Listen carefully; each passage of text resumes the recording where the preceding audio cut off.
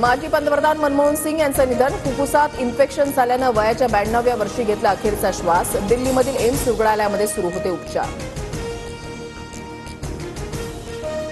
केंद्र सरकारचे देशातील सर्व कार्यक्रम आज रद्द. संपूर्ण देशामध्ये 7 दिवसांचा दुखवटा जाहीर. डॉक्टर मनमोहन सिंग यांच्यावर पार्थिवावर उद्या शासकीय इतमामात अंत्यसंस्कार होणार.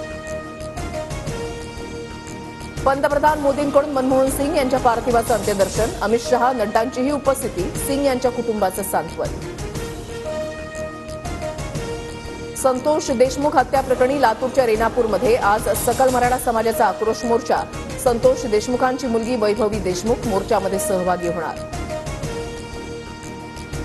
प्रकरणामध्ये लक्ष घातलंय म्हणता आणि अजूनही खंडणीखोराला अटक नाही. अजितदादा गटाचे आमदार प्रकाश सोळंकेंचा सरकारला घरचा आहे, तर आरोपींना राजाश्रय असल्याचाही आरोप. सरपंच हत्येच्या घटनेची सीबीआय चौकशी करावी. खासदार बजरंग सोनवणेंची मागणी.